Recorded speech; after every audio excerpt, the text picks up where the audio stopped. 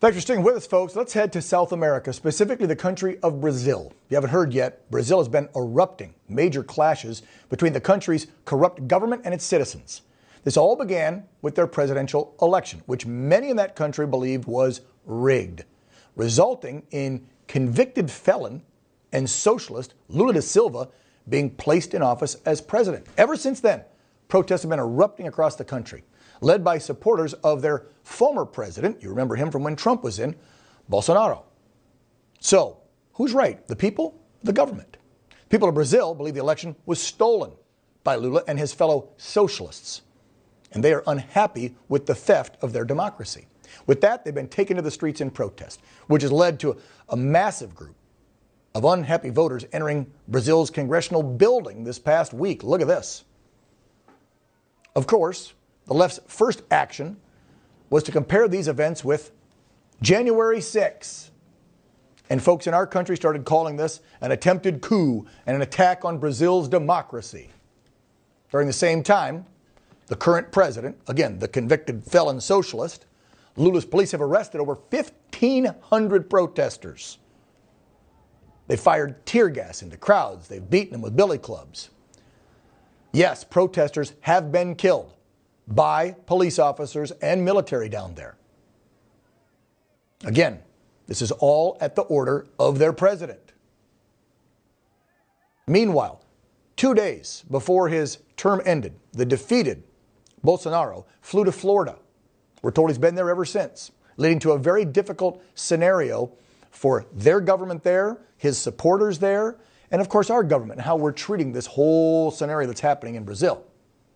With the protests currently settling down a bit this week, Lula's gaining momentum on the response to the protests, including personally accusing the former president, Bolsonaro, of instigating these riots.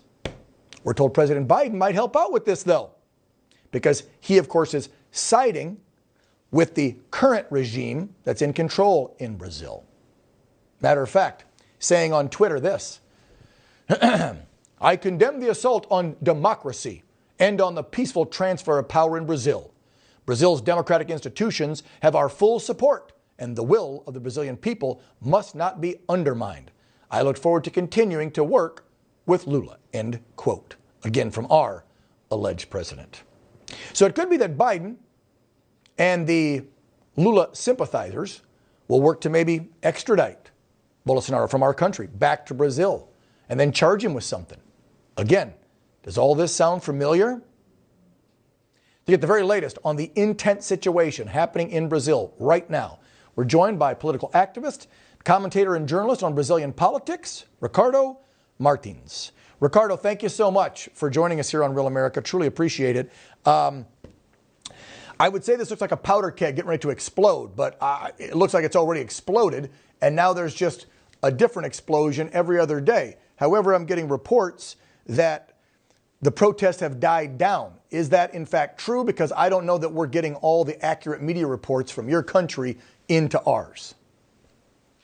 Thank you, Dan. Thank you for having me here. Yes, it is happening. The people are still on the streets. Even the truck drivers are now stopping many highways in the country, and the media is covering it up. This is the same pattern that happened here in 2020. We should not forget this. And actually, what's happening right now, we have to remember this. Lula da Silva, he was convicted by 19 judges out of 12 charges against him, and he's running for presidency. We have to imagine this situation.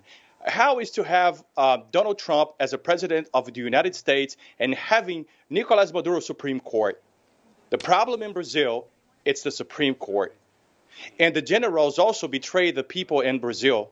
And this is why, for the first time in history, we have a concentration camp in Brazil, and the federal police gymnasium, and the headquarters of the federal police.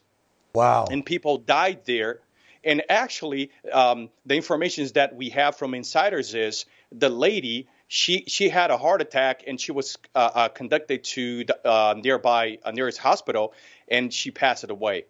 We have children who was arrested, and a 9-year-old boy and a 14-year-old girl was arrested, and even a dog was arrested within, yes, they call themselves terrorists. Well, when you start talking about socialists and communists, nothing surprises me. Doesn't matter if it's in America or in your country, sir. These socialists and these communists are bat crazy. Let's be real. I mean, arresting kids and a dog. That's probably what's coming next to this country. I mean, we still have political prisoners in a D.C. gulag-style jail because they were on the steps of our house. Didn't damage anything, didn't hurt anyone, but there are people still in a jail. You know, we're talking 2 years later because they walked through our house or they stood on steps. So it would make sense in a country like yours where things are a bit more wilder than even America, they're arresting dogs and kids. I mean, this is insane. Now, this all sparked, of course, because of the election, similar to what happened here in our country. And we know that President Trump and your former President Bolsonaro got along well. They had some and many similarities, right? Do you feel, and what has pointed to cause the uprising? Like, what was that last straw that broke the camel's back? Was there evidence of election tampering that day of, or stuff that led up? But what really set this whole powder keg off where they believed your elections were rigged as well? Remember, 2018, Lula, he was arrested and he was taken out of jail by a Supreme Court judge. We have to imagine this. 9 out of 11 judges are socialists, and they were put in there by Lula da Silva and Dilma Rousseff. They're all socialists, and they're going to stand for what is right. We have a tribunal called Electoral Court, which is the chief judge, Alexandre de Moraes, that sits as the head of the Supreme Electoral Court. He is against Bolsonaro 100%. And we knew this situation was coming against her after 2020 elections in America. And the people went to the streets after the election results because we were preparing for this. But now what's coming next, we actually don't know yet, but we are preparing.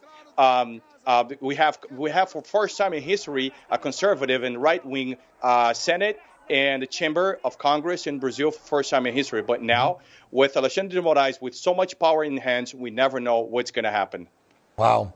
All right, Ricardo, do me a favor. Please stay in touch with my producers. Let us know as things escalate down there, because I know this is far from over, because from what I'm hearing and seeing reports and listening to you, the Brazilian people are not going to just give up easy on this one. I mean, they want their rights. They want a free and fair election. And it sounds like you've got some corruption down there, possibly worse than America's dealing with. Ricardo Martins, political activist, commentator, and journalist for Brazilian politics. Thank you so much, sir. Appreciate it. Thank you for standing with us, Dan. Of course. Take care.